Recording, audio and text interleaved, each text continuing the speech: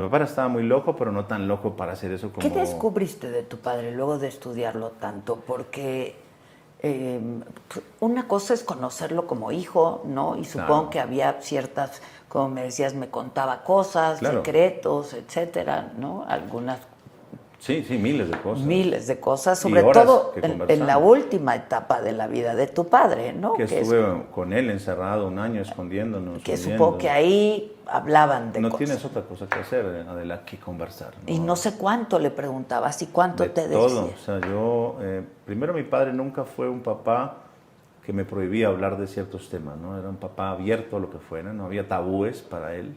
Llámese violencia, sexo, drogas o lo que sea, se podía hablar abiertamente. Y yo siento que mi papá era un hombre que creía en el destino y que esa fe ciega en el destino le hizo algo muy delicado, ¿no? Y es, le removió el miedo de su vida, ¿no? En algún punto. Entonces, cuando hay una persona que cree ciegamente en el destino y que sabe que si el día es hoy, pero si de pronto no era hoy, entonces no saca el pie del acelerador de su vida, y así es que mi padre vive su vida hasta que llega el momento de la muerte que lo encuentra, ¿no?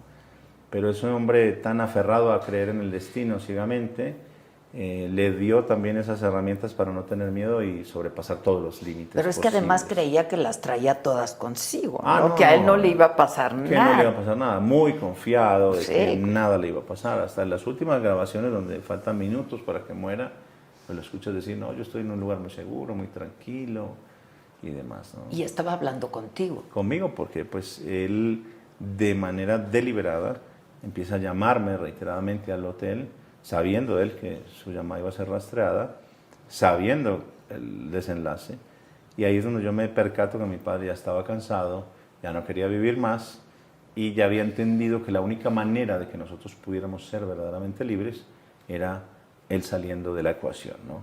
Y para salir de la ecuación, pues, ¿qué hizo? Agarró un teléfono, empezó a llamar a su familia, a mí, a mi hermana, a mi madre, a nuestro hotel, para, perdona, permitir así que las autoridades rastreen su llamado y lo encuentran, ¿no? Entonces, obviamente todo el mundo presume, yo maté a Pablo, todos lo mataron, ¿no? Hay como 5 libros donde dicen yo lo maté, yo lo maté, yo lo maté. Y está el mío donde dicen nadie lo mató, él se mató, ¿no? Es Él que se pegó un tiro. tú siempre has pensado que él se pegó Es un que tiro, no ¿no? es que yo he pensado, lo hablamos muchas veces, Adela. O sea, mi papá, increíblemente, eso es una conversación que espero yo nunca tener con mi hijo, pero mi papá me enseñó a cometer suicidio correctamente, ¿no? Así, para que no quedes como un vegetal, esa es la manera correcta de suicidarte si te ves rodeado por tus enemigos. Me lo hacía a mí. Y mi padre hablaba del suicidio como un tema cotidiano. Muchas veces en la historia del suicidio pasó. Le dijo a sus amigos cuando era pobre, sí, cuando tenga 30, no tengo $1.000.000, me pego un tiro. A mí me decía, tengo 15 tiros en mi pistola, 14 son de mis enemigos. El último siempre lo conservo para mí. Y me dijo, mira hijo, nunca como en las películas que se ponen la pistola acá o en la sien o en la boca o aquí, no, ahí no te matas. ¿Cómo? ¿Cómo que no te matas? Es en el oído derecho. Y entonces le digo, papá, ¿y por qué sabes todo eso? ¿No? ¿De dónde? Yo no es que le pregunté a los médicos, ¿dónde? Si yo me quería matar y morirme en el acto, ¿dónde era que me tenía que pegar el tiro? Y si le decían en el dedo gordo del pie, pues ahí se lo hubiera pegado, ¿no? Y ahí es donde apareció el tiro, ¿no? Entonces, y quiero decir con esto que yo no quiero llevarme la bandera de que, ay, mi papá se suicidó y...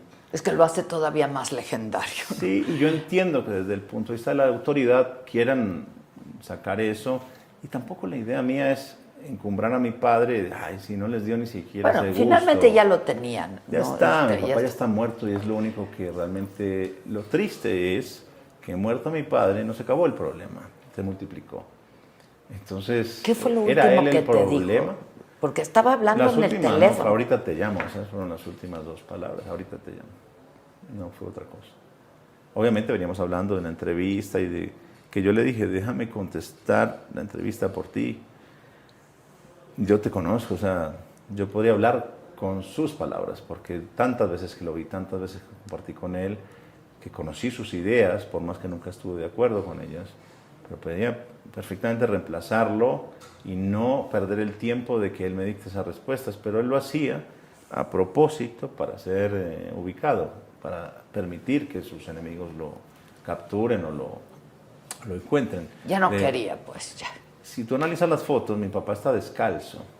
A las 3 de la tarde, el hombre más buscado del mundo, ya había almorzado, ya se había bañado. Tiene que estar listo para correr, ¿no? Si estás descalzo es porque no te querías ir de ese lugar.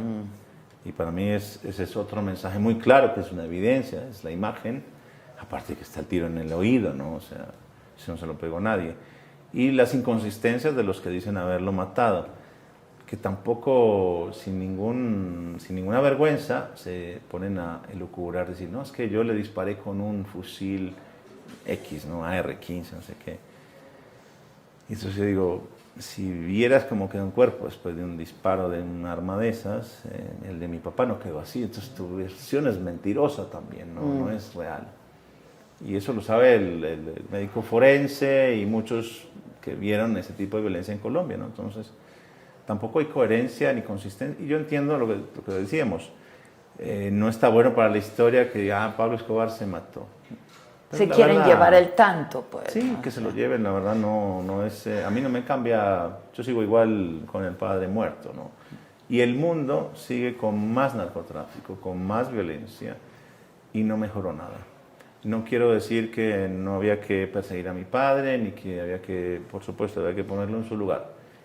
Pero tampoco cambió nada. ¿Y qué estamos haciendo todos como sociedad para mejorar esto? Porque es que la violencia que hoy vemos en México no existía en aquel entonces tampoco. Entonces, evidentemente, y no solamente en México, América Latina completa, o sea, sin excepciones. Corrupción, mira Ecuador como está convulsionado, está viviendo esa misma Colombia de los 80s y 90s. Se va trasladando, esa violencia se va mudando en lugares donde la presencia de la autoridad es menor, ¿no? ¿Cómo cuando tú vas a esta reunión y te dicen todo tu dinero lo vas a entregar, ¿no? Y les cambió la vida a ti, a tu madre, a tu hermana. Digo, hay unas, en aquella entrevista alguna vez me contaste, pero además yo no sé cuánto sea mito y cuánto sea realidad, de pues estas historias de excentricidades que tenía tu padre con ustedes y regalos y etcétera. Y de pronto les cambia la vida completamente. ¿Cómo lo vivieron como familia? ¿No? Y de pronto yo no tengo para pagar la cuota de la universidad, y que no es una cuota alta hoy para mí. En ese momento yo la veía imposible pagar. Sí, claro. Yo pagaba, gracias a la ayuda de mi familia materna, pagaba $220 mensuales por estudiar diseño industrial en un centro de educación privada. Y se me hacía imposible pagar esos $220, cuando antes era algo que yo daba en una propina, sin mirar, o sea, ni siquiera yo tocaba el dinero, alguien lo daba, lo repartía.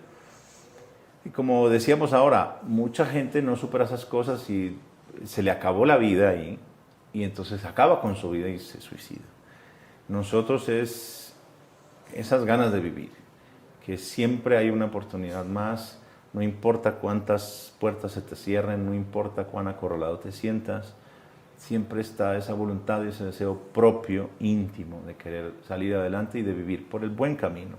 Ya por el malo, ya mi papá nos mostró el camino que no había que recorrer, yo sí que me lo sé de memoria y de ninguna manera me atrevería.